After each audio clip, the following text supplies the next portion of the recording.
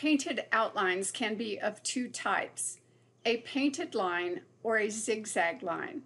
The zigzag line gives more emphasis to the line, as instead of going around an object, it will zigzag across the width of the line. With the painted line, only the offset can be changed. A painted outline around a painted fill is often used to smooth the edge around a painted fill. And as you zoom in close to a painted object, you can see the irregular line. To apply a painted line around a painted fill, select the object and click in the upper left corner of the same color in the Colors Used Brushes palette if you wish to add the same color, or you can add a contrast color by clicking in the upper left corner of a color chip in the Colors Available Brushes palette. With a zigzag painted line, the density of the painted line can be changed as well. The default is 1.2 millimeters. The range is between 0.2 millimeters and 9.99 millimeters.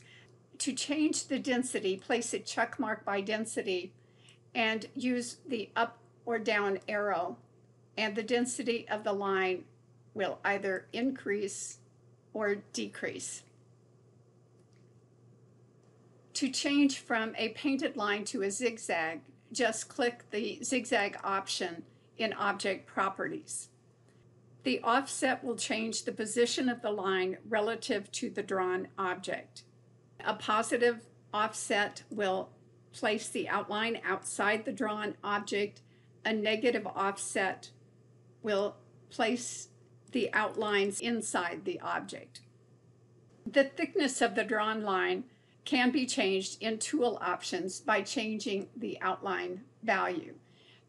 Again, when you are working with the outline value in tool options, you may want to be in the metric system because you will have smaller increments when you use the metric system.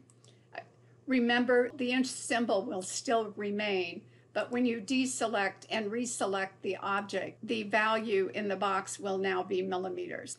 Actual brushes have different widths, so to be more accurate, you can change the width in the Brushes palette. Right-click on a color chip in the Currently Used section and select Change Brush Width. Enter the actual value in the New Width dialog box and click OK. If you hover your mouse over the color you changed, the width is displayed in a pop-up. Manufacturers' palettes have a fixed brush width and shouldn't be changed. Change only the RGB palette, and that is the default palette for DesignWorks software. You can then create a line, select the line, and change it to that color, and it will be the new width.